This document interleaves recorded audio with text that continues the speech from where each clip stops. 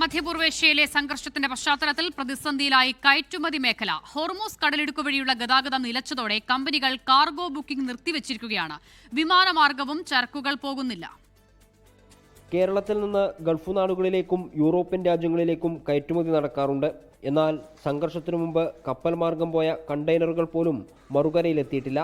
7 കണ്ടെയ്നറുകളിലായി KNP എക്സ്പോർട്ടേഴ്സിന്റെ 200 ton പച്ചക്കറി ഉൽപ്പന്നങ്ങളാണ് കുടുങ്ങിക്കിടക്കുന്നത്. കയറ്റുമതിക്കായി ഒരുക്കിയ 30,000 കിലോ പഴവർഗ്ഗങ്ങൾ പിൻവലിക്കേണ്ടിയും വന്നു. കഴിഞ്ഞ 28-ാം തീയതി നമ്മൾ കണ്ടെയ്നർ ഏറ്റു പോയ ഷിപ്പുകളൊക്കെ ഇപ്പം അങ്ങോട്ടോ ഇങ്ങോട്ടോ ഒന്നില്ലാത്ത രീതിയിൽ ഇങ്ങനെ സ്തംഭിച്ച് നിൽക്കുകയാണ്. അത് ചിലപ്പോൾ ഇങ്ങോട്ട് റിട്ടേൺ വന്ന് നമുക്ക് കമ്പനിക്ക് ഭയങ്കര ലോസ് ആയിരിക്കും.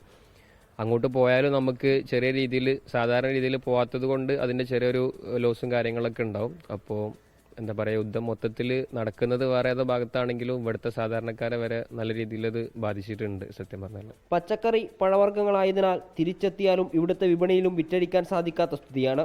വിമാനമാർഗം ഗൾഫ് രാജ്യങ്ങളിലേക്കുള്ള കയറ്റുമതി നിലച്ചതിനു പിന്നാലെ യൂറോപ്യൻ രാജ്യങ്ങളിലേക്കുള്ള കയറ്റുമതിയും ഇടിഞ്ഞു. നിലവിൽ മസ്കറ്റിലേക്ക് ഒമാൻ എയർ, റിയാദിലേക്ക് ഫ്ലൈനാസ്, സൗദി എയർലൈൻസ് എന്നീ 3 വിമാനങ്ങൾ മാത്രമാണ് സർവീസ് നടത്തുന്നത്. 24 മലപ്പുറം.